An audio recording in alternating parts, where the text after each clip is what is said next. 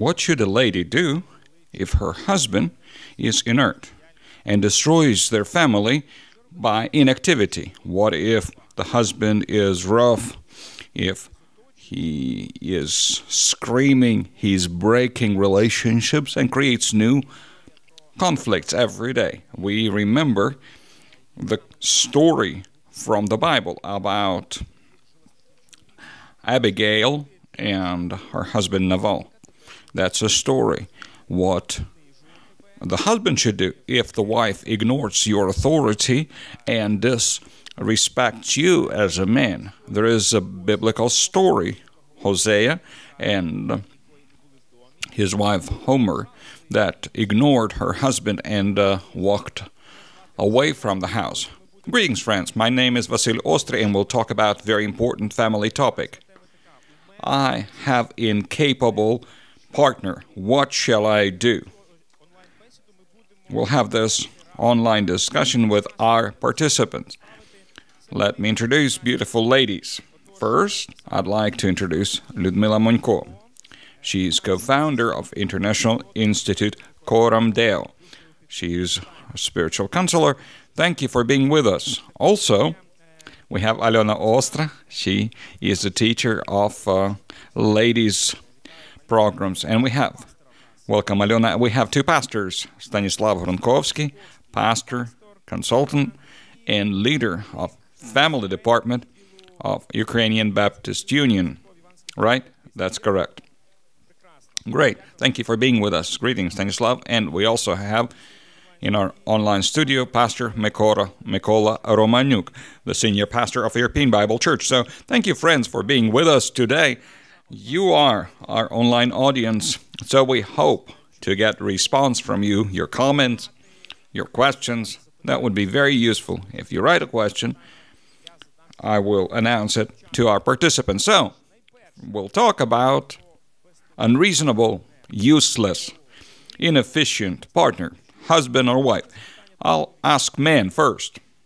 Tell me, please, how can we characterize inefficient, unreasonable woman? What kind of lady that would be?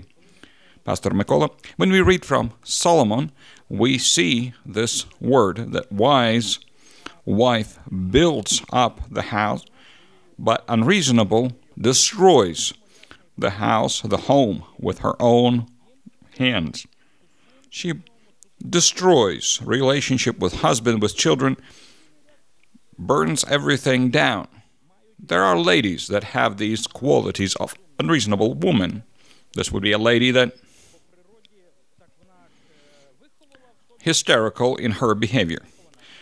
People are not born with screaming and hysteria. But you can learn it from mother, from neighbors, from other people. People that love screaming, they set everything on fire. Melancholical woman, I'm not talking about calmness here, but person who does not care. She does not give a thing about anything. It's hard to build a relationship with her. It's hard to build relationship with a lady that does not respect God or the Word of God. She's unreasonable. But then godlessness is multiplied by human stupidity. And you all have seen too smart of lady. Even before her husband speaks, she knows everything ahead of time. She's defined everything ahead of time, and she likes her definitions. A reasonable woman is one who chooses to be sick all the time. She manipulates her sickness in behavior towards husband or children. That's part of attitude of women, and it's a burden of husband. It's hard to carry, and you cannot drop it because Scripture forbids you. So, the ones who love screaming, hysteria, no authority in God or husband. What was the other thing? Eternally sick, right? What else shall I add? To a beautiful portrait. Senseless, unreasonable, unorderly, inefficient. These are the synonyms. And I look at most important areas of life of any woman, raising children, for example. Many mothers have this hen syndrome. They try to protect and control their children in everything, to protect them from all difficulties and responsibilities, short-term and long-term. And this is unreasonable because the mother keeps important qualities away from children in her hen instinct. Unreasonable lady financially is the one who cannot manage the budget, either spending it all or saving it all, uncaring for others. Unreasonable lady in communications is the one who tries to speak loudly or preach all the time to her husband. These are areas of unreason. Hen is like a woman who is hyper-caring of her husband and children. Right. Thank you very much. There is another extreme when mother or father do not care at all what children do. That's another extreme, and that's another demonstration of unreasonability. Dear ladies, tell me, do you have something to add to this image of unreasonable lady from your side? Unreasonable lady is which? So it would be the lady who is always indignant. She is critical of her husband. She is demanding all the time. Everything should rotate around her. Husband, children, everything is for her, is to serve her. Egocentric, right? I would say she puts herself in the center of the universe. Everything's supposed to be for her. I would add that even Proverbs 31, she tries literally be the one. She might have higher education, might be a successful business lady, yes, right? Yes, yes, and to be silly with all of this. Yes, and to be useless, because everything she is trying to build, she disrupts. In the eyes of God, it's absolutely different goals for her family. It's not what God is seeking. She uses her husband, the most inefficient demand from women that I've ever encountered. He is to serve me. He is supposed to help me. He is on the doorstep. I'm here the whole day in the house, and I was doing all my chores that I was supposed to do. Now he's supposed to help me. This is the demand of the helper, and she twists all the God's demands upside down. But then it would be fair to support the lady, to your wife, to help her. She's tired. What do you mean? Where is the border between wife being tired and sharing her expectation for husband to help? What's the problem? The problem is that when I've just said Proverbs 31, when they are supposed to be manifested literally, she cannot reach these standards, but she puts them on top and she is trying to achieve them, and everybody is supposed to do everything so that she would achieve these standards. And at this time, her husband is supposed to subdue to her standards, and he is to be a helper in this case. And of course, husband is supposed to help, but it shouldn't sound as a demand, as a law, as a regulation of the family. He has to help me, and this is his obligation. He can help her husband. Yes, so we are moving to husband, to a wise husband, a clever husband. He would see where to help. Useless, he will help disrupting this useless wife. Alyona, have something to add?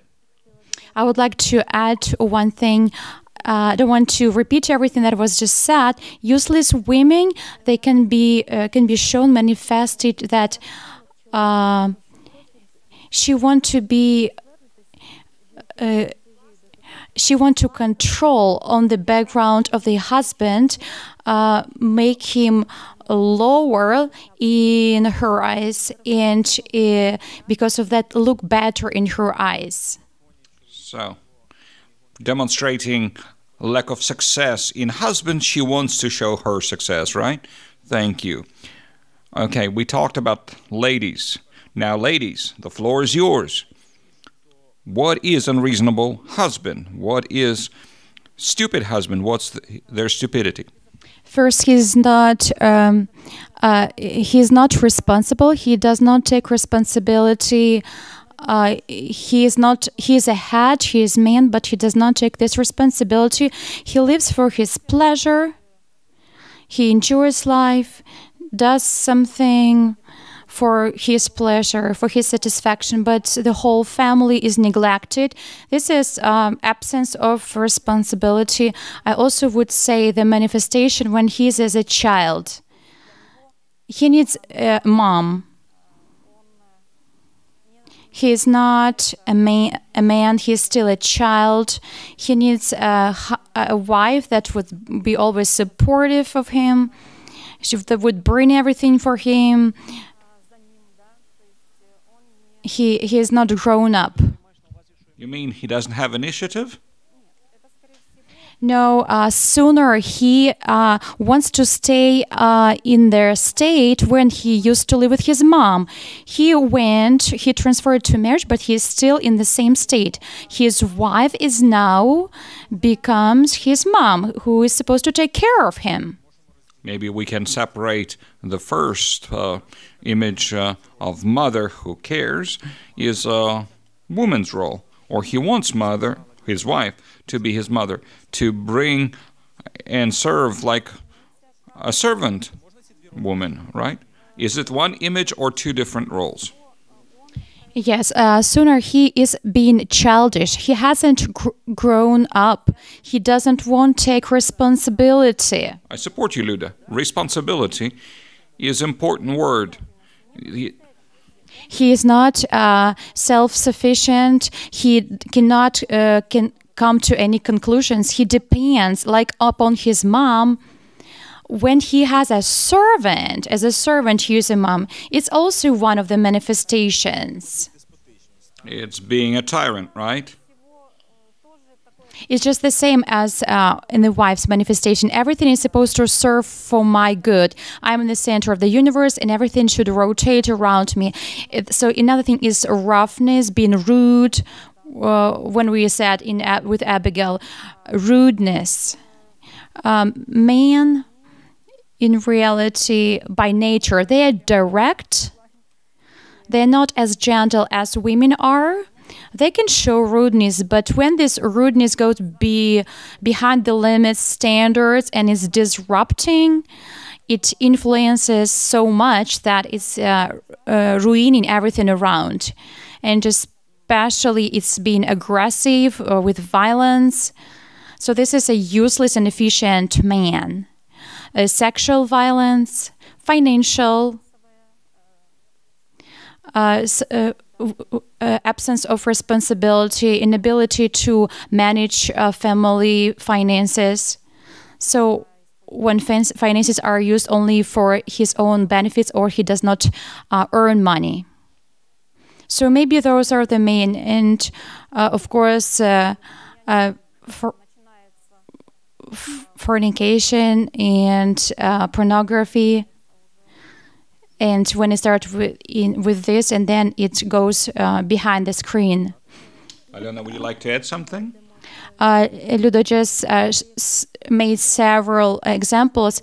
In my imagination, portrait of a useless husband, this is absence of this responsibility and absence of desire to make yourself responsible, to grow yourself, become responsible. He always finds reasons on purpose to avoid to take this responsibility in his hands.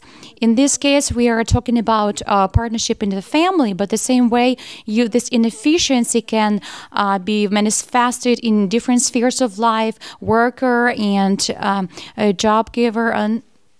Thank you. Dear pastors, man would you like to add something to the image of unreasonable man? I'd say lazy man. It's not that he doesn't know anything. We all lack of knowledge, we lack skills. But if you're lazy to grow, if you're lazy to develop skills that are necessary for you as a father, so unreasonable is lazy. I can see some successful men, successful businessmen, successful managers, quite successful, that someone believes in. They could lead 100 people in their team, but still they are lazy to their children. They don't want to look inside the soul of their children and build close emotional relationship because he doesn't know, he doesn't want, he doesn't understand values and priorities and importance. Thank you. Pastor Mykola. To the general portrait of unreasonable man, I'd like to add a quality that I met a lot when the husband believes he's right because he's male. That's a special level of stupidity. Of course, God gave responsibility to a man, but believing you're right only because you are male in your gender, that's unreasonable, stupid. There are many men like that, and that's a bright demonstration of inadequacy. I'd like to support this conscious irresponsibility when the man does not take responsibility for their family, for their education, for their development. Men need to learn. Thank you. I'd like to look at different areas of life that we could talk about in our discussion. In what areas this inefficiency would be demonstrated. Okay, this is a behavior that is unreasonable and it happens in my family or in my life. For example, let's take gadgets and social networks, social media. We are at quarantine. Screen time increased. How would unreasonable woman look like? Alyona, how does unreasonable woman look in our reality in gadget area? I also think that not taking into account that a woman would, to spend there, many thought about that, but her inefficiency can be manifested in her post in social media. What does she want to achieve through the pictures that she uploads? If she does not ask herself this question, but she just uploads just to become public and to realize herself, I think this is inefficiency. This is uselessness. The word does not teach us to be fulfilled due to some pictures. We need to contribute into society.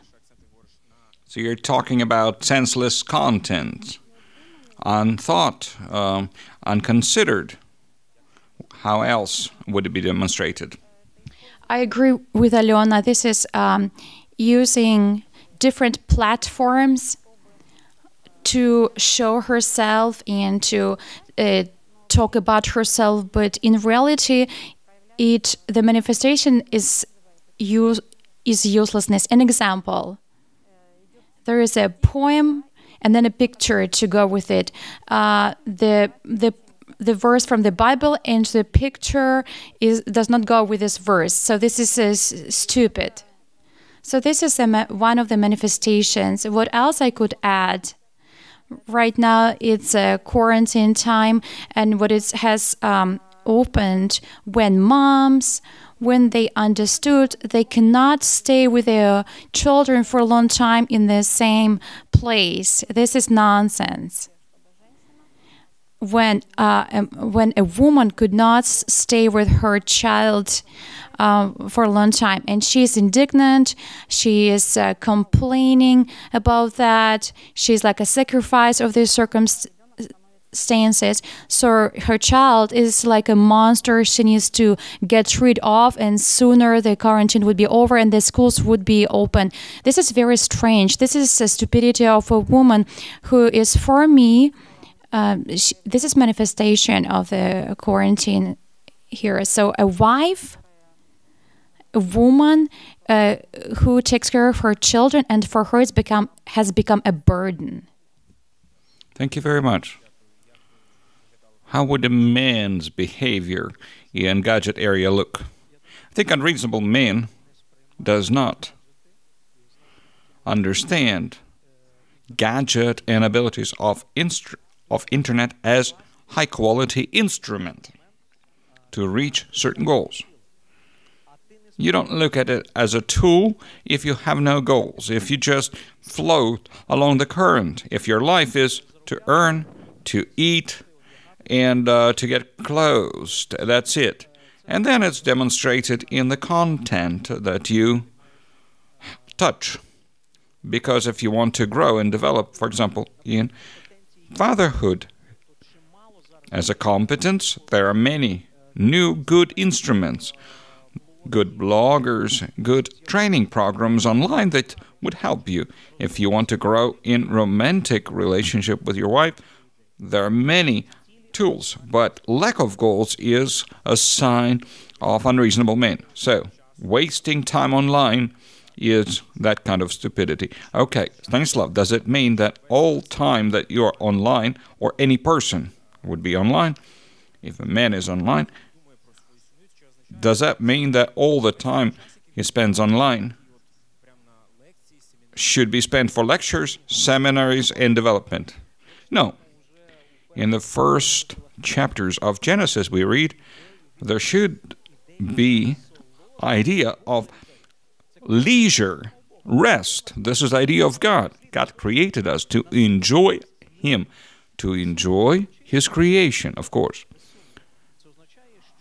So, that means that online you can find contents of rest. Enjoy the music that you listen to, or enjoy discovery of film that you have watched yourself, or better, with your wife and children. That's what I would support, without doubt. Mykola, would you like to add something?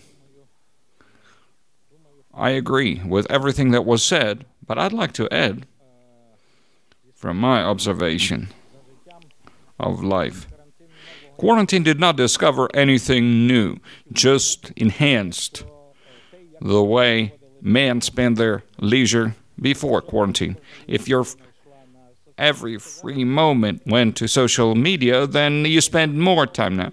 If you were irritated after work before quarantine, now you're irritated more. So, quarantine enhanced all the bad sides.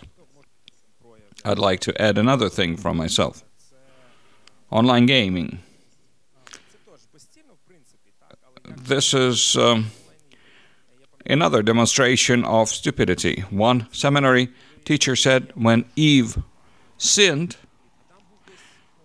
took the fruit, Adam was nearby. He was in the bushes playing online tanks.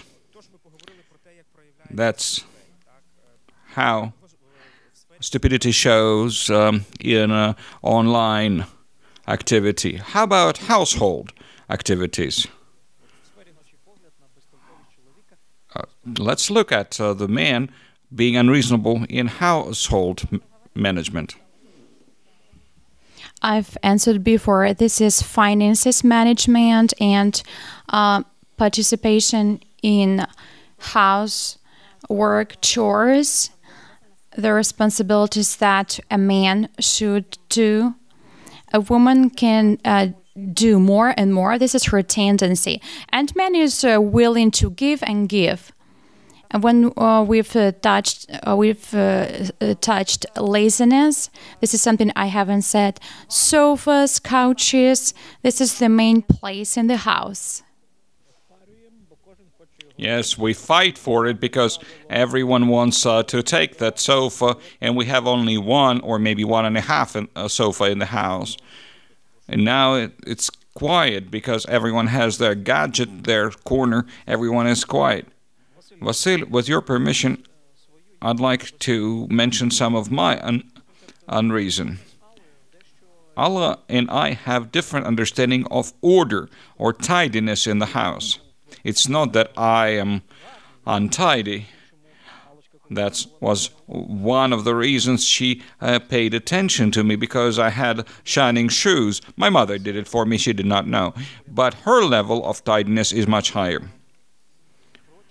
During our family life, she tried to explain to me that I can show my gratitude because she is giving a lot of effort to uphold the house, and I can show my gratitude by keeping the house clean. Unreasonable man does not serve the wife, does not facilitate her homework. That's my addition. Okay, friends, we're actively discussing this topic. If I have unreasonable partner, what do I do? And I have some questions, and we are concluding the first part here. We'll move to the next part of our discussion. What's the ideal image of ideal man, ideal woman, and how do they match? And where do we find this ideal? Some questions from the chat, and then we'll move to the second part. So, someone wrote, in biblical times, droid android, that's a nick of the person asking the question. In biblical times, women did not have a voice, and now they talk too much. What would you say?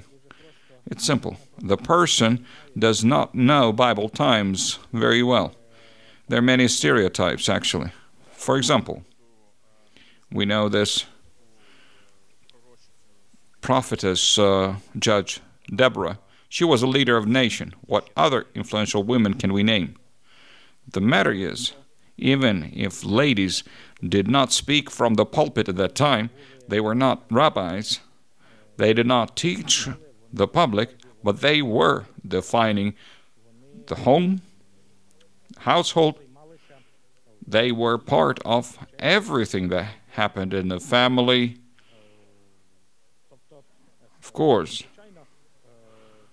ladies did not take ruling positions in the government, but we saw women's helping. They were around Jesus. And then after resurrection, the Lord appears first to women. They become the first preachers of the good news of resurrection. We see this ministry of diaconess in the New Testament. Men and women are serving to the church. Of course, that was ministry to widows and other categories of such people. So that's a myth, actually, that at Bible time, ladies were not in authority. They were quite influential. Let's move on.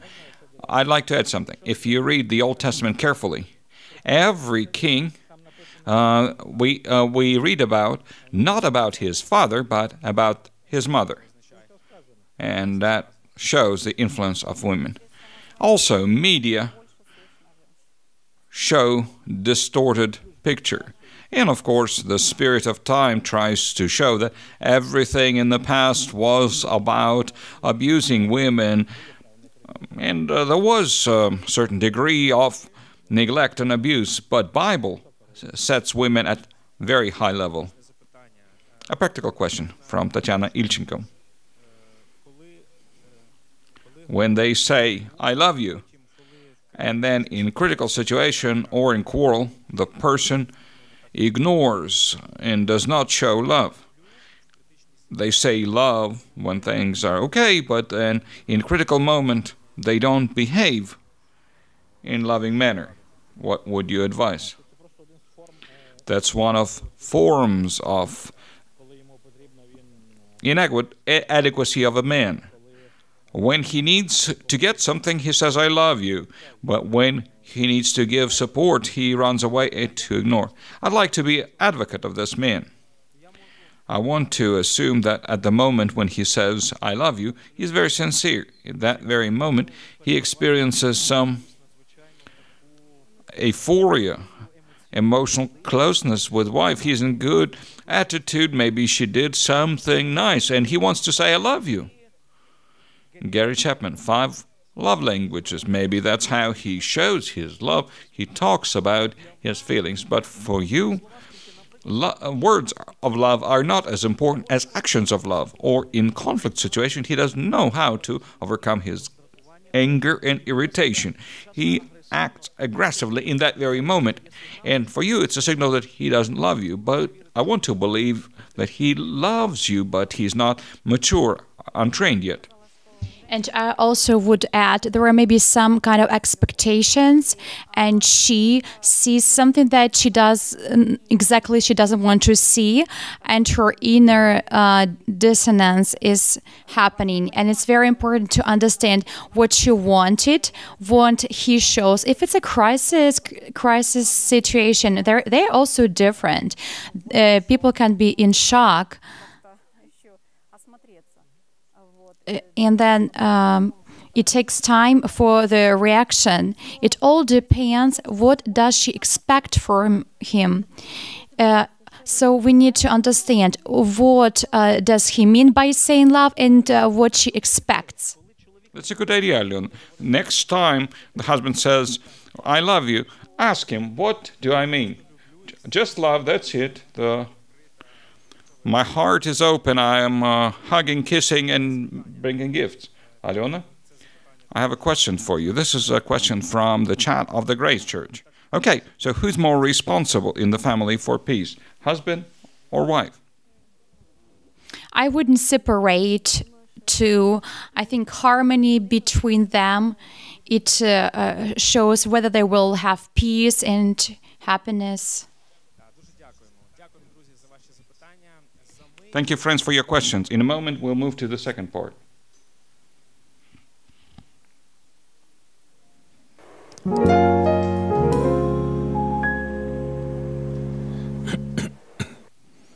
Greetings, everyone who joined us in this discussion. Not from the very beginning. We are talking about our partner in marriage who's unreasonable, how we should live with them. So, we want to focus now on biblical view, on husband, on wife, and what's biblical image, correct biblical image of husband and wife. I have a question to my participants, my co-participants. Can it happen that unreasonable man or woman, in a definition, when someone says you're unreasonable or your actions are unreasonable, this unreason is actually difference. When we look at a lady and someone says your wife is great, housewife, and I say no, she's not very reasonable.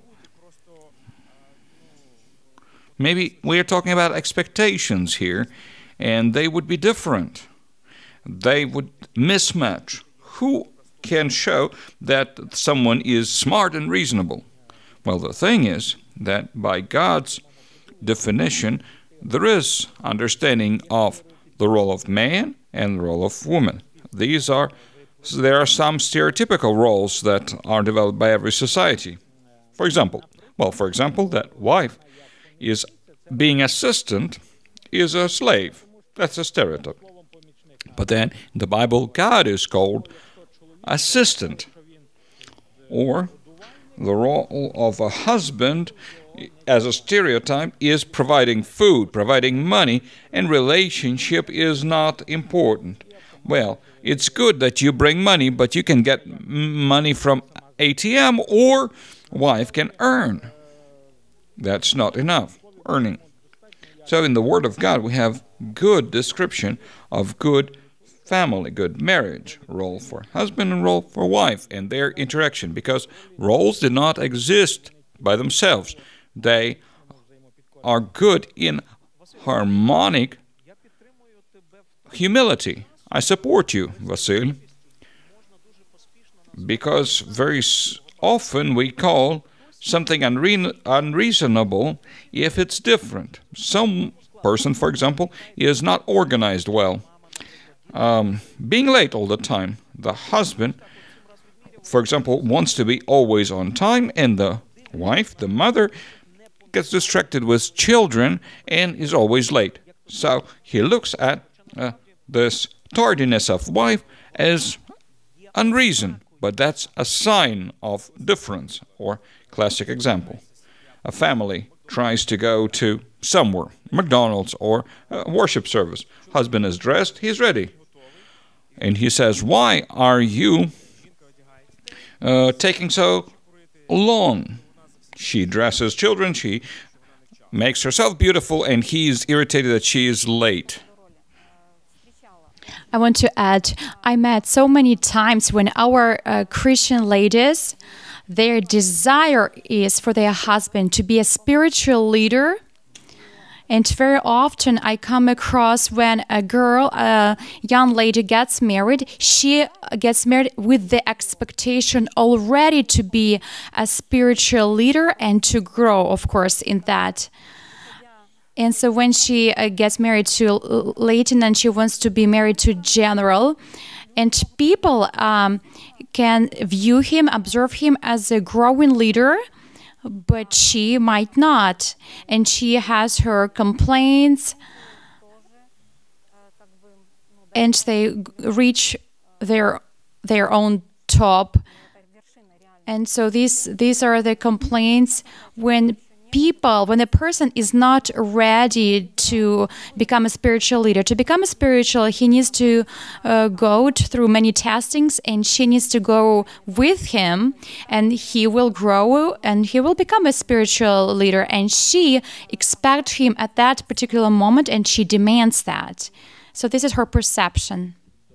By the way, continuing this topic, I thought about other Ukrainian reality. Mother defines who is reasonable and who is not. The husband's wife, the husband's mother, talks about reason of her son's wife, and the mother of the wife talks about reasonable or not reasonable husband of her daughter. And these mothers try to compare the son or the daughter-in-law to some other men or women, explaining how unreasonable their in-laws are. And this is dangerous. That is harmful. The question is with which eyes we're looking. If the eyes are evaluating from the outside, there is eyes, God's eyes, and there is my eyes as a wife. So, and the right answer, God's eyes, would be good. Try to look at your family from outside, yes. But in this case, you need to find a wise person. Go to a wise person. I would say this is a spiritual friend who can really advise. This is when counseling before marriage is taking place, and the wise man from outside could say, you shouldn't, you'll have conflicts, and very soon you will encounter certain problems. Yes, I also wanted to say that this observation from outside could be more adequate, because you have, you always say like useless, you see the only thing, and you're kind of indignant. And it's very important to have a spiritual friend who is maybe older than you are. In the life of a young Christian girl, that would be very significant. So having an older spiritual friend would help in this situation. That would be very powerful for a relationship.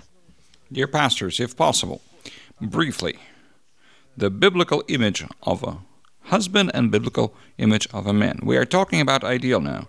We're saying that there is God's view of a family, of a husband, of a wife, my view, her view, view from the outside.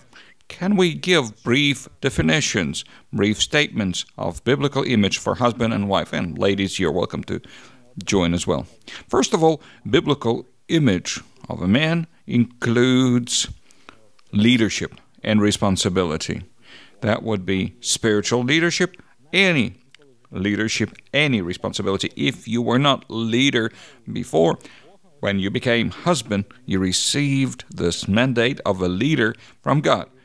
portrait of a man is leading to help the helper to do right thing. His main leadership is in helping the helper. And of course, love. The husband should love his wife as Christ, the church. That's my understanding. From my side, I'd like to add 3 verbs. To care. That means that the husband understands the needs of his wife and his children. He cares. That means that he brings solution into the problem or challenge. Second verb is communication. Communication, listening to the wife, experiencing and showing empathy. And third verb is protecting. Every wife has fears or apprehensions of her past, of her present, her future, protecting from parents, from children, from fear, from sickness, to protect. I've just remember an example from the Bible, an example of one family. It's a good portrait of a husband and wife, Sarah and Abraham.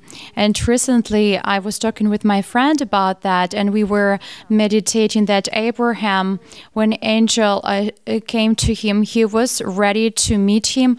He was sitting and waiting. A man is supposed to be a protector in his family, the same way he went to meet God. So biblical portrait of man, that he would run towards God. He was looking face of God. Then he met them. He gave the best for them. He took care. Man should take care. When he was asked, where is your wife? He knew where his wife was. So a man is supposed to know where his wife is. What about a woman? A wife should be in her place, in her tent, in her competence. And this is her home, her house. And when the reaction, Sarah, when she was told that she'll have a child, she was laughing. And Abraham asked, why did you do that? So a man, there is responsibility on a husband. So why is your wife is laughing, or why is your wife is crying? Yes, I liked this thing that a woman should be behind her husband. She really needs to have this feeling that she's behind her husband. I remember the situation when I was helping my husband to find a job, and 2 more brothers were helping to put a resume together. And I am giving the resume, and they said, Luda said, well, he's a real hero. And this was the first time when, so I tried to convey everything that I think. For me, he's a hero. For me, and the thing that he's a husband for her, and this is in the heart. She admires him, she praises him. It's interesting. We raised this important question. Roles in the family. Ideal portrait. But let's go to practice. Liudmyla, you're saying that wife follows the husband. Being married means being follower. It's good when he earns, when he protects and takes active position in life. He earns more than the wife. That's important. But what if the wife earns more? That happens. The feeling of man about himself and feeling of wife about herself would be different. I think it's very wise to understand here that marriage is a partnership. In a partnership, they have one purpose, one goal. It's building up their family and to become one, to become oneness. unique, and they will go through different tasks in life. In our life, we had different periods. There were times when I worked and my husband was in a maternity leave. There were times when he worked and I didn't work. There were times we both worked but nobody paid us. At that time he fished and he went to the forest to pick up something. There are different seasons, different periods, but I would say in this case the main thing is that how a man and a woman live that through, how wife helps. I remember that for a long time we didn't have any money, and I saw how my husband was working and he tried hard, but they didn't pay money, so it was a long time, 2 years, and they paid like 20 hryvnias for the celebration of this job where he was. It was very hard for a wife, and I remember when I realized that he did everything possible he could, but he does not control the situation. I see how hard he tries, and I could choose. A woman always can choose what to do. She can demand, okay, you're the head, you're the leader, you're supposed to supply, provide, go wherever you want, even go abroad or do something else, but you just have to provide. And I chose at that time to pray, and I did not rebuke him, and I've never, not even said it once, you have to, you must, this is on you. I remember that I chose to cry to God into his ears at night. I would cry in his ears in my room so that he could not know that these are my feelings and I'm anxious. It was hard for me, but that was my choice. I chose to be support because it's hard for him even without the circumstances. And a wife can be also worried, but do everything that's possible she can. Thank you very much. Very soon we'll move to the third and final part of our discussion, maybe most interesting. It's called a strategy of overcoming this inadequacy, inefficiency, destructive behavior in the family. But let's conclude this part first. We talked about how this inefficiency or unreason are demonstrated in destroying the family. We talked about biblical standards, but also have we discussed the biblical standard of women? We talked, Alyona spoke about that, women doing their part and being helper, being assistant, following the husband.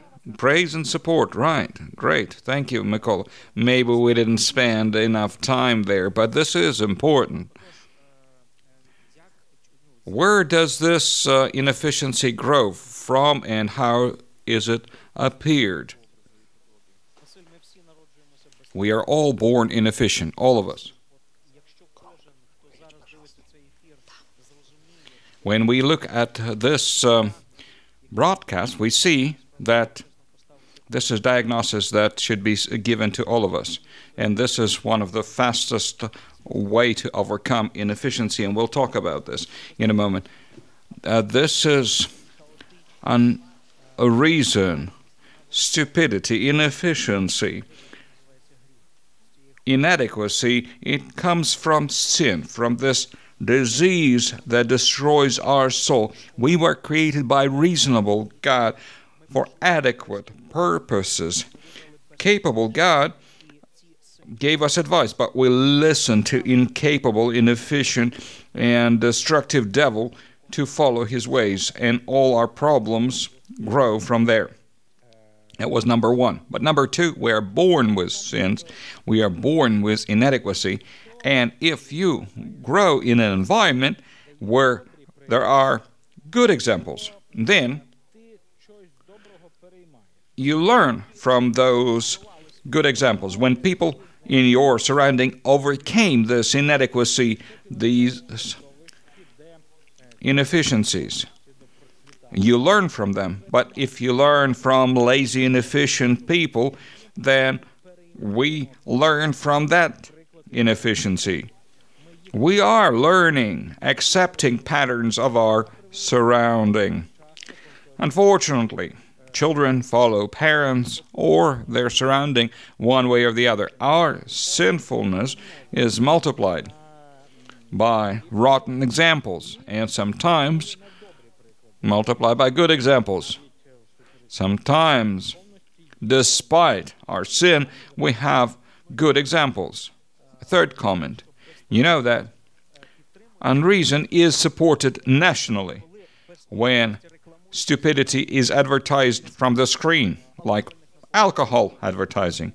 When unreason is advertised, like the best way of saving yourself from sexually transmitted diseases is condom, but in fact, you can protect yourself by protecting your virginity. So this stupidity is praised, actually.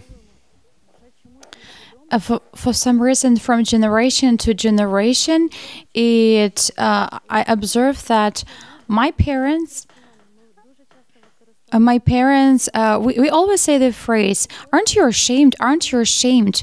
From the sandbox, we program our children to be uselessness. We compare our children with somebody who is better. So this is our wrong way we were brought up. I understand why we do that, but I don't understand why we cannot stop it. I very often catch myself that I humiliate my children myself. I'd like to add something to this picture. The problem is multiplied by lack of understanding and by lack of learning. Christians should consciously see God, consciously immerse themselves into the source. We need to learn to be good. I was not born to be good, man. So I need to learn. To become a teacher of German language, it took me 5 years. But to become a husband, I learned nothing. I just made a proposal to my wife. She accepted. I'm a husband. But after we got married, but this inadequacy grows from illiteracy, basic illiteracy that we need to overcome. Thank you. We soon will move to the third part of our discussion. And thank you, friends, for watching us and commenting us. There are some great questions. In a short moment, after a pause, I'll read those questions.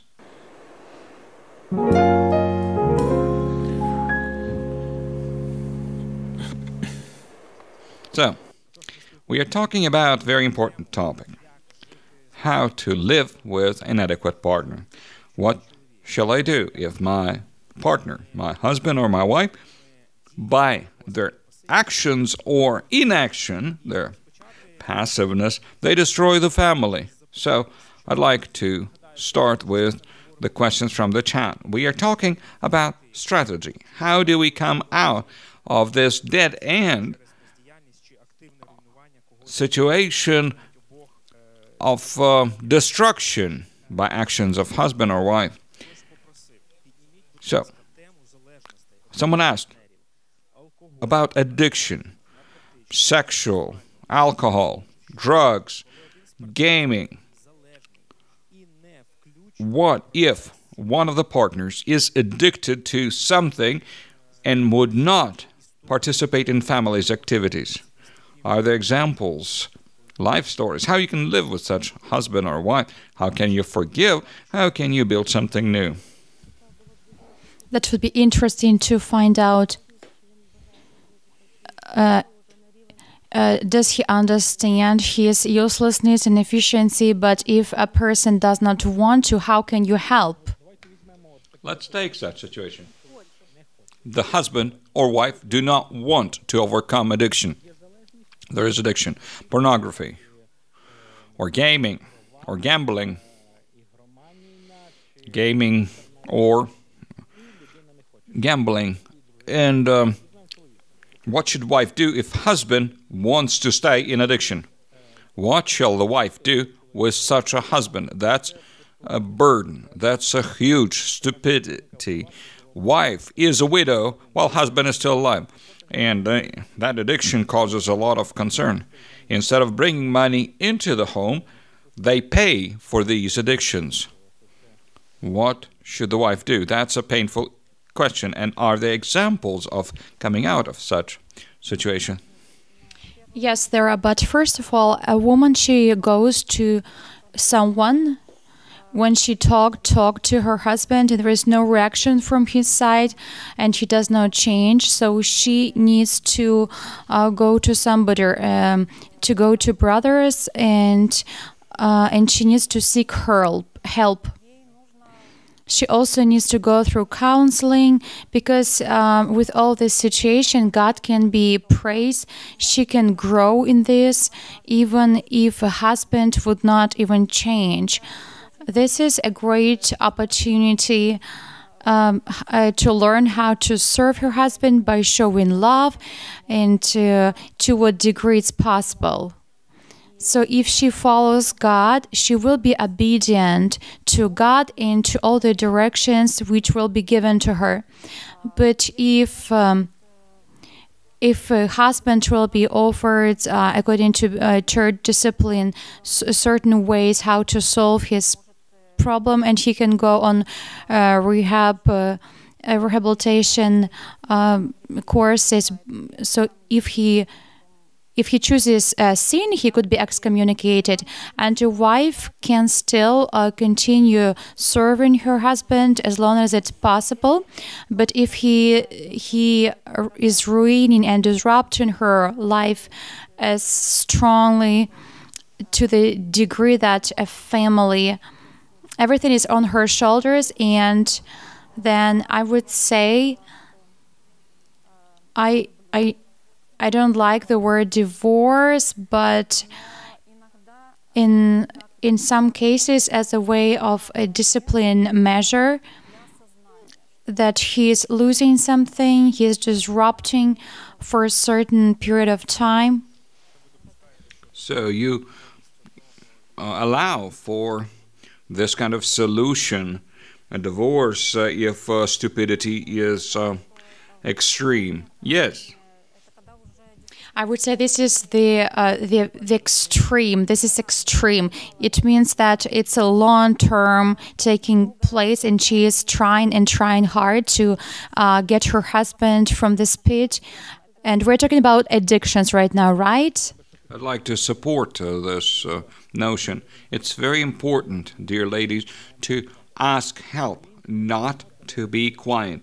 Ukrainians saying that we should not take garbage out of the house brings tragedy, because this is a burden that wife cannot carry by herself. If husband blocks any kind of assistance, then addiction destroys. If you're a member of the church, you need to scream for help, ask for help. Husband might call you names. You're a traitor. You are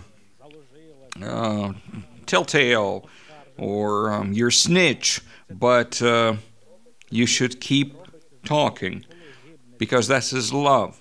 If your loved one is dying, is perishing, you should seek help.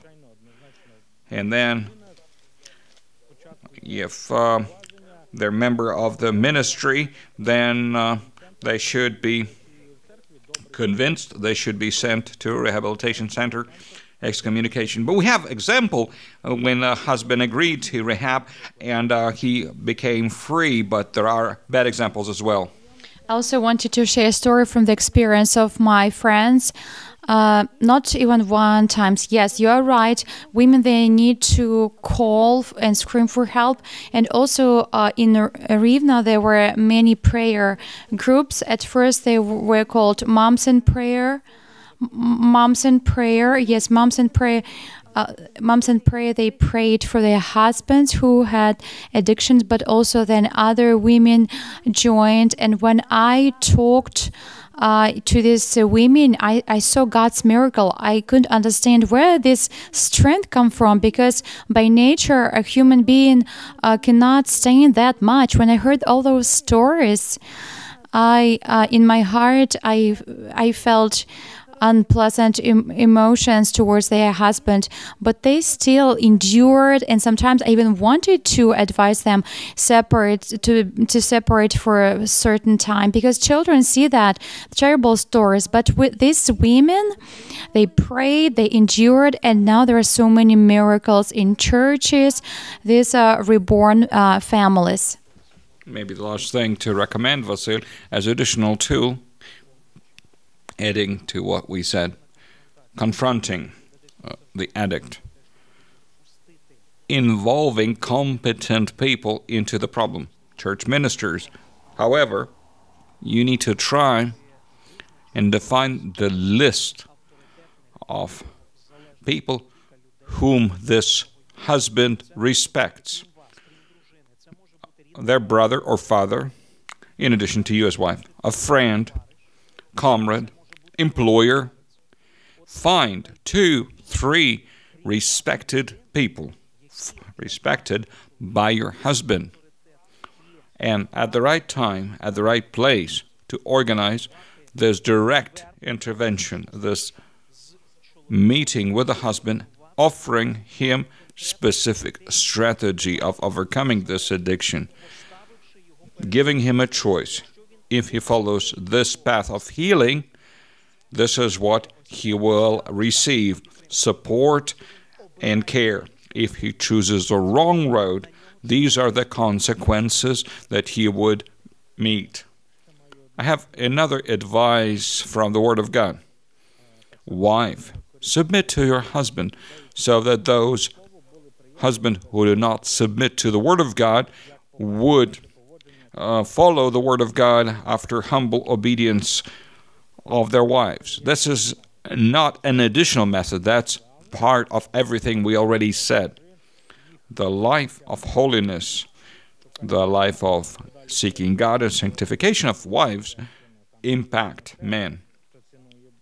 There is also example of Sarah who trusted her husband when he did some unreasonable things. So the time of unreason of your husband is the time for your reason, for your spiritual growth, so that the problem would not just destroy you. According to the Word of God, that would help you and strengthen you, because, as the Word says, they are disobedient to the Word, they are unreasonable, but you can scream to God, you can see God, you can talk to God, and get close to God through that process. I also would add, what situation should take place that we would see the fruit of the Spirit, forbearance, patience. A woman should give herself a report how God wants to work through her, how she should grow, maybe in love, in joy. She should grow when nothing brings joy, and to love probably like nobody in her eyes. But in God's eyes, it's a different perspective. This is a cross. You need to look with God's eyes on husband always, that Christ died for him. Vasyl, the topic is so serious that it requires additional meeting on addictions. We'll make one. Great. Right. About the strategy of overcoming, please draw a roadmap of getting out of such crisis in a family when one of the partners is unreasonable. So how a reasonable one can help inadequate one? We can separate it in 2 parts. One is a family strategy of getting out. First is or starting point when you as a husband or you as a wife realize that there is inadequacy in many areas or in one. Understanding of inadequacy is my submission to God, is that I understand that I cannot change the other person. I need to accept it as fact. I will not change them. Of course, there are mothers, there are wives that will start to walk one minister after the other to change their son or their husband. But I'll tell you, it's impossible to change the other person. So first you need to accept as fact that I am powerless. That's in dialogue with God. Acceptance before God. This zero phase includes, for me, this prayerful openness to God. Carry your wife, your husband, before God all the time. May this be the object of your prayer, object number one in your prayers. You praise God, you learn about Him, you get to know Him, and you ask Him how to live with this person. So, as you live with this person, you turn their inadequate behavior in your prayer needs. That's first or zero stage for husband or wife who have an inadequate partner. This zero phase, when I recognize my inadequacy to change the partner, does it mean that I should do nothing if I cannot do anything? Well, actually, the loving person is always caring, always doing something, but this stage is necessary for me to understand my limitations. The heart of the other one is not in my power. Whatever I do, I cannot force the other person into a change. That's not my competency, that's not my power. That's what I need to understand. And then love demands to do something all the time. So there is zero phase, right? This zero phase is for the reasonable who wants to help unreasonable. But I want to answer the first part of the question. If I'm unreasonable, first of all, I want all to hear this message. We are all unreasonable in something. So what? If everyone is unreasonable, let's find some peace there. Let's put our hands together, because I'm unreasonable, you are unreasonable, and you, Vasyl, also unreasonable. So, when we understand that our unreason, inadequacy, hurts someone, causes them to feel pain, loneliness, vulnerability, hurts the destiny of your child, wife, mother, father, your stupidity is a monster walking this planet and eating the people, and you can feed this personal monster of stupidity. You feed them by laziness and illiteracy, because when you understand that there is cancer of stupidity in every one of us, then we need to seek the doctor. And this ignorance and negligence is not just leading us to hell, but we need to be cured to live better in this life. Well, to zero phases to the person who is unreasonable and person who lives with them.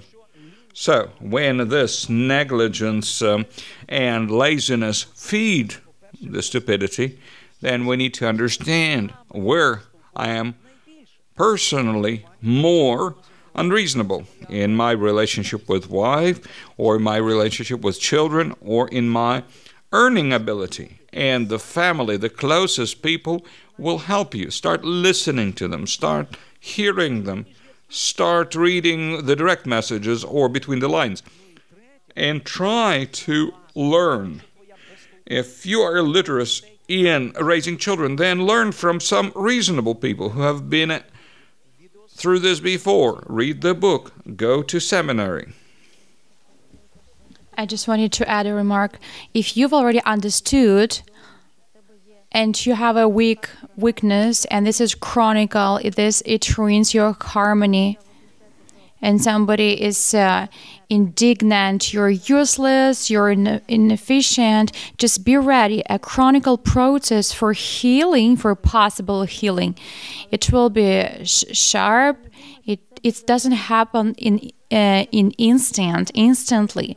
You need to understand it's a process. Maybe it will be a time of you're losing the game, but just find a doctor, find medicine, try different ways to overcome. What does it mean to find a doctor? It's just we need to say example, a specific example. I actually meant God. For all us unreasonable people on this planet, we need God. God, who is the doctor. God will show us our stupidities, but also will give us power and wisdom to overcome those stupidities. But let's say Slavic person is religious and unreasonable at the same time. Does it happen? Yes, it happens. So, how to be with that person or how to be with that person. Okay? How do you help a religious person understanding that they're unreasonable? Because they believe that Christ has forgiven their sins and they're much better than other people. Well, I'll tell you. There are two markers to look at yourself and see yourself unreasonable. This religious person hurts other people. The pain of other people could be a signal that you are unreasonable. Second, your failures. If your stupidity in professional area causes you to be fired from one job to the other, you don't stay at one job, you're always in debt. Okay, these external signs are good to show your unreason, because you can quote Psalms, but you are not good worker.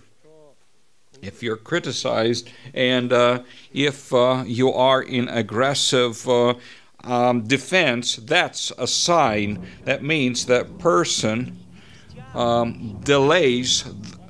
stays away from path of their healing. One of the steps towards healing is to open to truth of other people, even if I don't like it. Okay? So, the lack of people who will tell you directly what happens, then that's a sign of your unreason. You feel good, but your wife is not happy, or your husband is not happy, or you try to minister with other people, but they stay away from you. These are the signs. I would say from a little bit different side. Let's say there is a family, if we say about roadmap, we need to understand each heart who is indignant about what. Heart tells he is guilty, she is guilty, and each one pushes guilt on each other. Jacob say, so where do your struggling and strife comes from? This is from your indulgences. When I see another person, I say, he is guilty because our house is being ruined. You're answering the question how a reasonable person helps unreasonable person by involving other experts. Right. The roadmap. Yes, I'm saying how we are all uselessness, but also another inefficient person helps. But he is... Yeah, it's like we comfort others with the comfort that we have received from Christ. We've gone through this way, and we know how to help.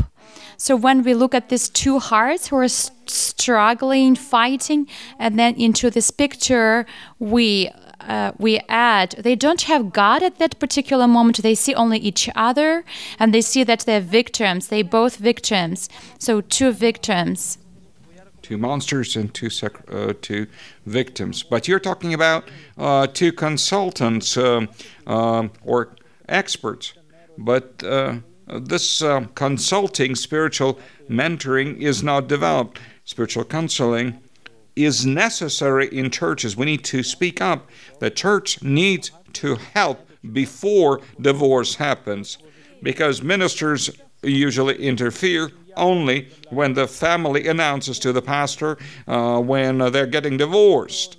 But what's helping them? You need to learn to ask for help earlier. Yes, and I see that when heart is clinging towards God, this is a sensitive God, which is sensitive to all resources, and then this heart will follow God. Then with this heart, it's easy to turn around. As Alyona has said, the one who has already taken the log out would help with the speck. By the way, Alyona, this is one way that reasonable will help unreasonable.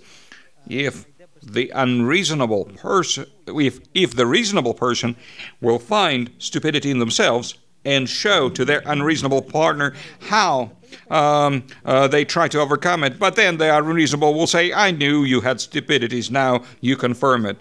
Well, Christ says that you need first to pull out the log from your eye to help someone with their speck. When I see inadequacy in the other person or in my husband, it means that God is showing something to me. I need to look into my heart and see this uselessness, even in the bigger size. Then I need to turn to God. I need to take out this log, and to the best degree, I would say I would need to pray. Mykola was telling that when I see a person, I want to change him. So, of course, women want to change their husbands. We knew that was true. Thank you for confirming it. Women would not change, but she would change a man, that's for sure. It's always painful. It's like cut something that is in my eyes, is something that he doesn't need. But God sees that. So why isn't God working at this particular moment? Isn't it His will? But in reality, God is working in the first place with a useless wife, the one that sees all these things, and God is showing. So start with your heart. Start to change yourself. That I would do the work that I'm in charge of, but not you. And the wife should humble herself, subdue to God. This is His ways, and this is His job. Let's focus on our chat, friends. Thank you for commenting, for asking your questions. I see discussion is going on in our chat. That's good. That means that you participate. So, Serhiy Perevishko is asking this question. Do speakers have personal examples how their partners help them overcome their stupidity? The great question. Specifically, have you experienced in your life when your husband or your wife helped you to overcome your problem? I would tell when my husband told about myself, about my character, specific feature, specific character, something in my character, and he said that I hurt him, but did not take any offense, no reaction, no painful reaction. I heard, but I couldn't understand. I hear him talk about it not once, so probably it's in me. But when God started working on me, then I remembered all the moments when my husband talked about that. So God was preparing me through him, that God will work on this character, in this part of my character. So I'll tell about myself. Because of Allah, I started to love order in the home much more. She was an example of this tidiness. I will not tell you that I can manage it very well, but at least I began to love the order. I see that my wife helps me not to be unreasonable in raising children. When I talk about unreason in raising children, it's about losing focus. When husband sets a priority of work and business higher than ministry to his own children, and wife helps keeping it in focus. I thank my wife for this. My experience is also very rich. How did I see my unreason? Unfortunately, I have not seen it for a long time. I thought I was a good husband, but I think faithfulness of my wife in her work showed a lot. We had 2 sons after we got married, and my unreason was that I did not take responsibility for raising them, for household. I was at work, and I was immersed in ministry. As I was helping others with industry, I left her alone with 2 small children. One was 2 years old, and the other one was 9 months old. And it was too hard, and she's gone through this time faithfully. Of course, it impacted closeness of our relationship, and I had to reap that with time. After certain years, my brain started to switch on. I don't know how that happened. Maybe she prayed more fervently for me. Maybe God gave example of other men in my life who were ministers, who were good family members. Maybe some other factors switched on, like being more mature. I got married when I was 22, and it took some time to become wiser. But that is something that she did, that she tried to do, and she did well. She was doing the work of education children for herself and for me. So she did help me a lot, a lot.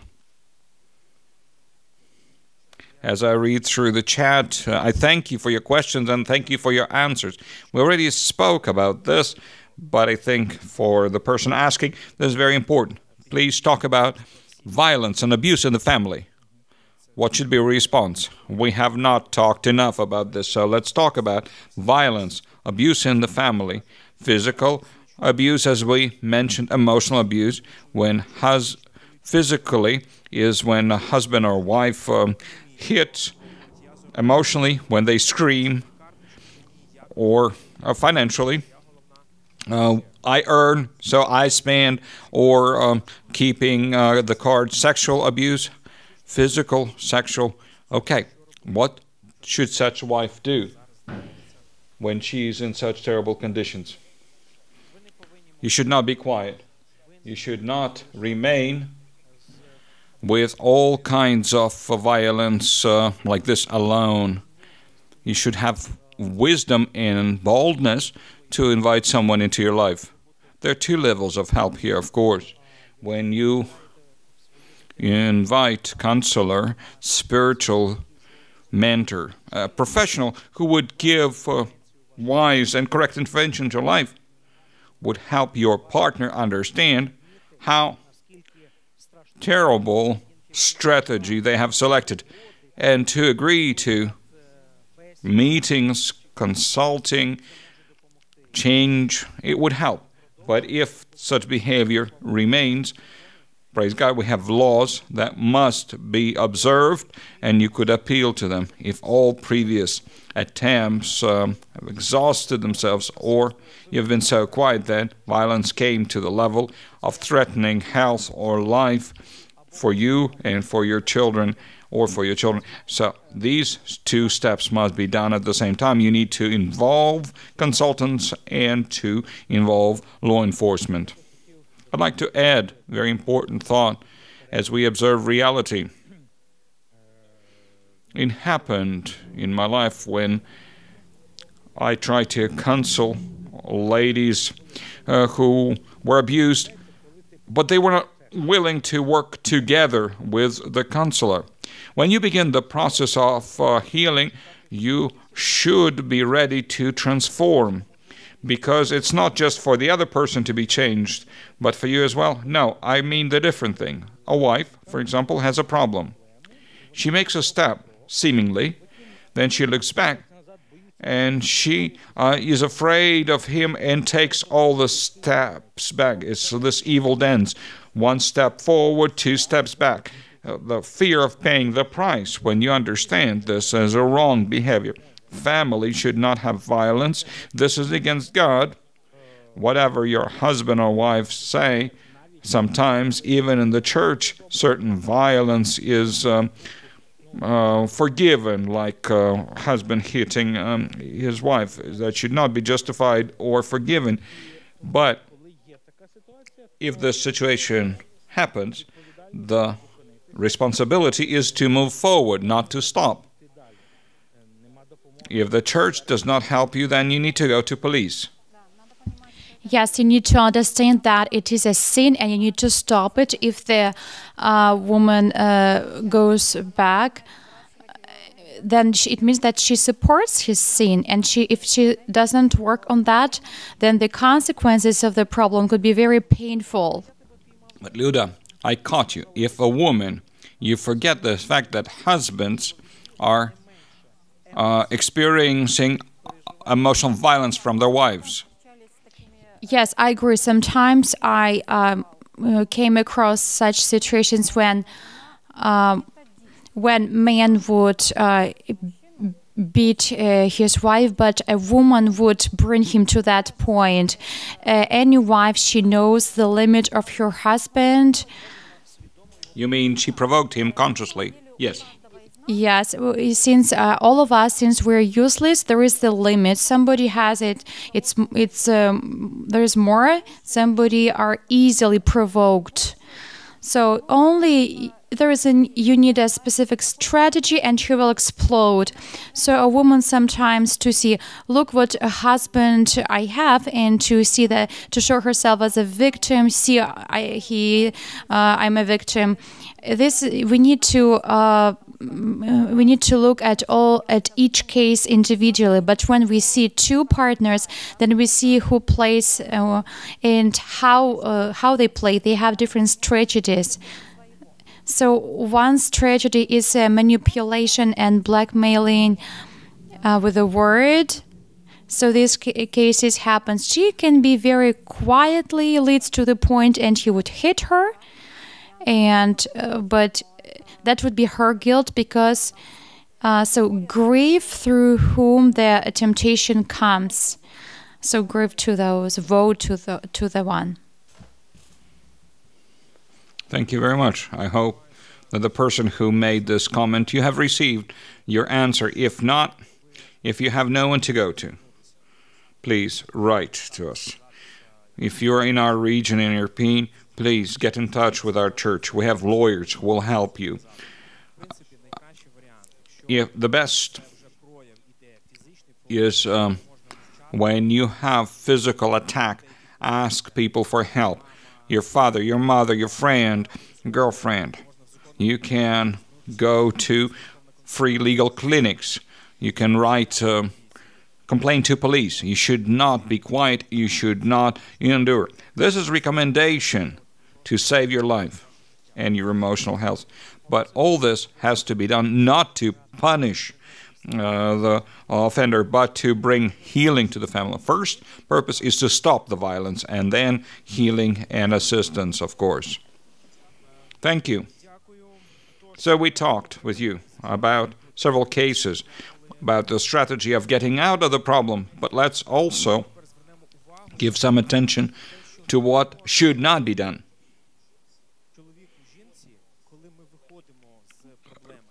To husband or wife, when we're trying to get out of the problem, we are helping our partner, our wife, our husband, but then there are things that we should do and there are things we should not do categorically. What is forbidden to do during intervention? To all positive things that we already said, I'd like to add another thing. It's important to always hope. Okay. What we should not do, we should not lose hope. We should not lose hope.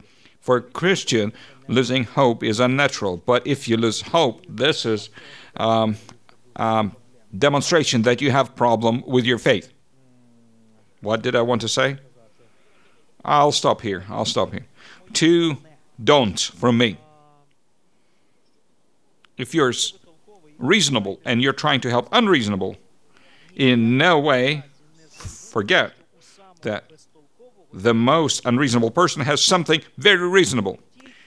If you see only their stupidity, if you're focused only on their faults, and that's what you're discussing dawn to dusk, you forget all the good that this person has. That's a sad path. Remember the good things this person has and find a way to recognize them.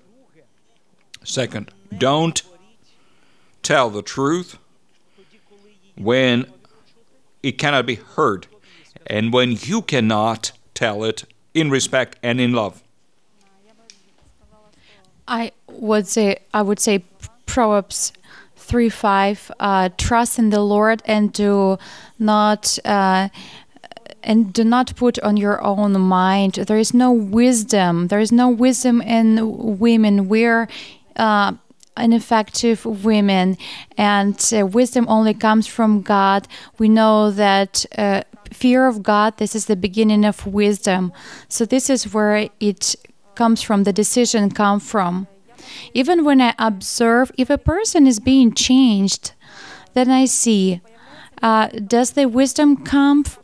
He wouldn't ask what to do next. So usually, I don't have to walk alongside and say, you say this, you do that.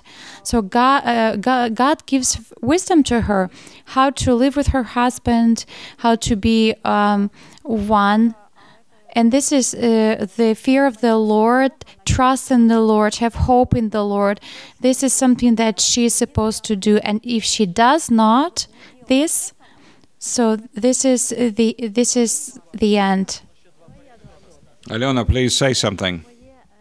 My two dawns, one is not maybe like do not nag. It's not very literature language. Do not nag. As a good illustration on birds, so two people, they know that there is ineffectiveness. So eagles and chickens, when eagles see there's a wound, that they would, the hens, when they see there is a wound, they would kill. But eagles, when they see a wound, they would, the birds, they would protect. So the same way, do not nag each other. Do not even make it even bigger, because we sometimes impose upon a person, even if the person is not ineffective, but they start believing in that. And if you see that, do not remember. If you see little steps that the person is taking, and your beloved, he is being changed, and do not bring it back to memory. Remember, like in this funny story, when a grandmother says to her grandmother, "Don't eat that loud. I will hit you on your forehead." And she's being changed. She does not eat so loud. And then once, and he hits, and she says, "What for?" And he says, "When I remember the way you eat." So we shouldn't do that. We shouldn't. So two more don'ts. Don't hope that this person will understand you and do it. If they heard you, it doesn't mean that they have understood. If they understood, it doesn't mean that they agreed. If they agreed, doesn't mean that they will change. Second, don't expect tomorrow them to be renewed, changed. You will have just updated version of unreasonable person, husband or wife. Be patient. Don't think about divorce. Should not. The Bible forbids it. Reason forbids it. In order to divorce, there are very few arguments in the Bible. Very few.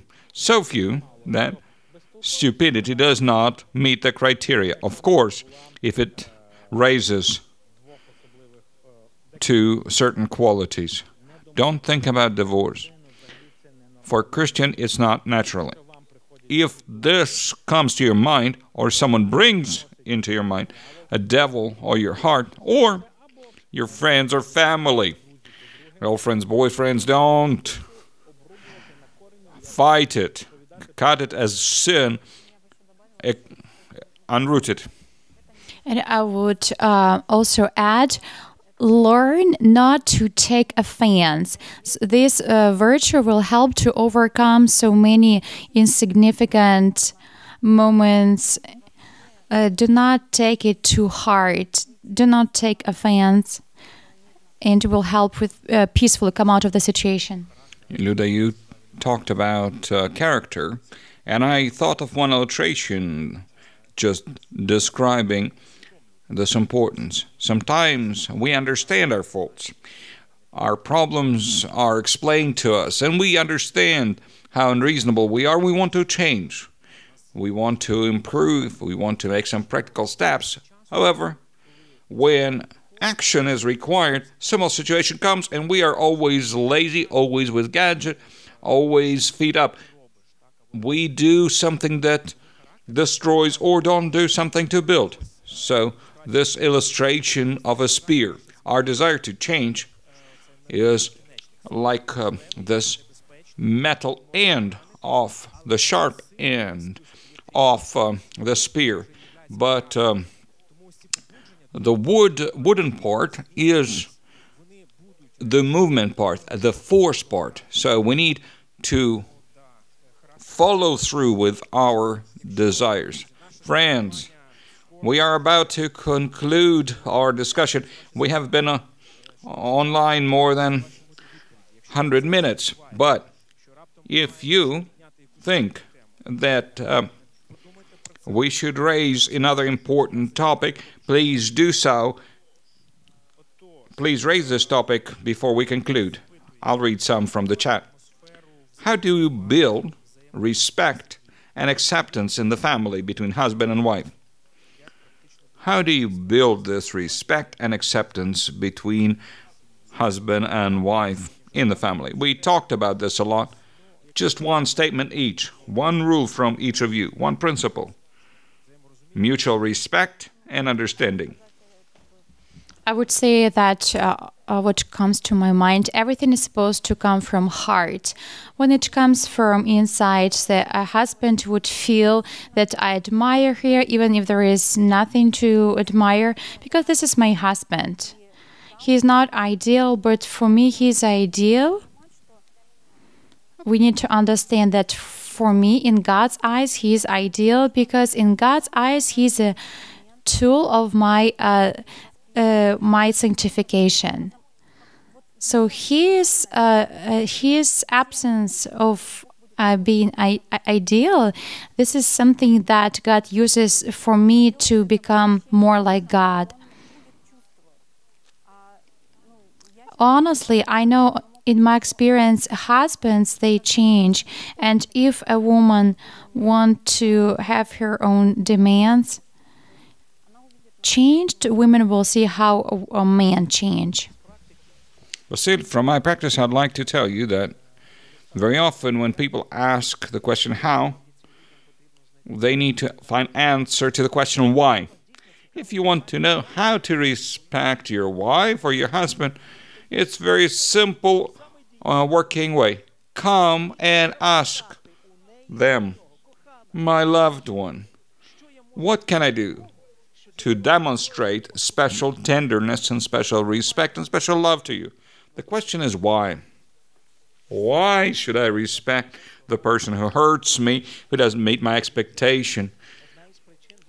Because God has given me such a person.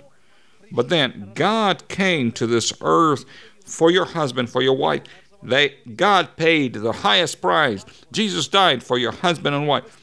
God values your unreasonable husband and wife so much for Christ to come into this world and to die for them. That's the reason to look at them with different eyes. So atmosphere at home is acceptance and faithfulness to each other. That's something I'd like to add by a phrase. Don't do something they hate.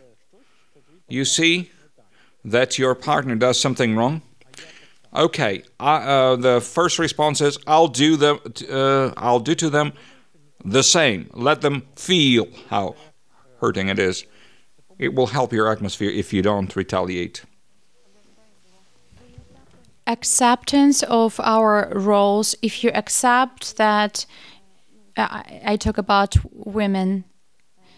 Yes, if we accept ourselves as fragile vessels, we're emotional, and from this position we will build our relationship with Him. We will give Him the first place to make decisions, and then we will reach and we'll have this atmosphere. We can just remember how women solve problems. This is always comes with the emotional arrangement. But if we let all the basic and major decisions let husband decide, then we will be just quiet. We will not be emotional. This emotional attitude is a good way to activate the husband. You switch on emotion and he does something. Because if you scream at the husband, you raise your voice, things happen. But they don't.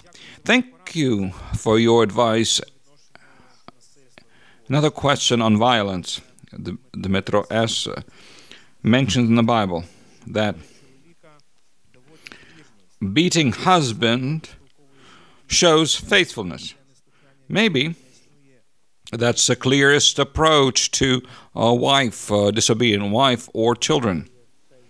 Those who use that quote, they need to use special translation to find this kind of verse. Because if you find something in the Bible you don't understand, first to find all translations and see the variety. There is no beating and there is no healing in encouragement of the Bible. Like in Malachi, in Russian translation of Synod, there is a mistake. If you hate her, then divorce her. But actually the translation should go, I hate divorce. God hates divorce. And God does not heal anything with beating. Thank you, friends, for your questions. We talked about importance of helping each other in the family. We talked about strategy. What shall we do if a husband or a wife live in sin constantly? If they do things to destroy our family, what shall I do if I destroy the family, if I show stupidity? Now, last statement. Dear participants of online discussion, you can give your own recommendation. 30 seconds to 1 minute. Your conclusion for our listeners. Of course, we discussed a lot. Many things were said, but just brief summary. Brief recommendation. Don't fall in despair from your stupidity or unreason of your partner. The hope is through Jesus Christ. He came to our stupid world and He incarnated love, order, system. So we need to seek Him, build personal relationship with Him, find time for prayer that would not be superficial. Reading the Bible is not enough. Study the Scripture. That's important. Give God right to start working with your stupidity, and this healing might be hurting but beautiful. In the book of Deuteronomy, there's a special sentence from Moses, who will take a wife and will become husband for her. That's my recommendation. You took wife. You married her, but that's not enough. You must become her husband. You need to take on responsibility. Learn to be husband, using best examples and using the Scripture, of course. You are the protector. You are the one to tell her the best words. You are responsible for what is happening in your family. The best thing should come from you. From my study of the Scripture, the greatest fault of bad things in the family are with the husband. God will have us liable for all sins of our family. So, husbands, we need to learn to be men, to be husbands following Christ. I would say 2 verses. First, John 1:9. When we confess our sins, He's being righteous. He would purify us and clean. We have a daily opportunity to come to Him and to be purified and clean. That we need that. We need Him as a Savior, and He's my Savior. He's the only Savior, and He can. Galatians 2:20. It's not me who lives inside of me, but Christ lives in me.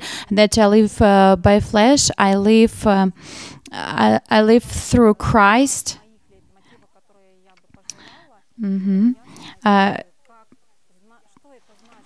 I live by faith in the Son of God, and I've been crucified with Christ, and I no longer live. So constant making your flesh die and subdue your will to His. I just want to say one phrase. A husband is searching in you somebody a wife is looking for a shoulder where she can hear and she can find her comfort. And my recommendation for all ladies: respect your husband, and remember, this is your happiness. Thank you for these kind words and your recommendation. From my side, I'd like to give the following, based on example of Bible couples. My recommendation to husband: dear man, based on Adam and Eve, this couple, men, please study the heart of your wives all the time. Where is she? What concerns her? Spend time together. Sometimes people in one house, even in one bed, can be very far apart emotionally, because in your bed there could be other people. Why? She has a gadget, you have a gadget, each in your hands. In the place where you must be together, you must be in touch, you are very far from each other. Remember what happened with Adam and Eve when she was alone. That's when temptation came. Be close to your wife. That's first, physically, emotionally, and spiritually. But second, based on Jacob and Rachel, he worked 7 years for his wife, and he dedicated his life to her. It's important to work. It's remember to understand that closeness, happiness in the family is a result of hard work, daily work. So husbands, work hard on your family happiness, your closeness, that's work. And third, last thing, you remember example of Aquila and Priscilla. That's a couple from New Testament. Their names in New Testament are not mentioned separately, only together. Aquila and Priscilla. Priscilla. This is joint ministry, joint family, joint work. We do something together, this ministry together, dreaming together is important before God. We wish you to have strong families, to serve each other in love and correct each other. Peace of God be with you. I thank all the participants of online discussion, and blessings and success to you, happiness in your families. Thank you. God be with you.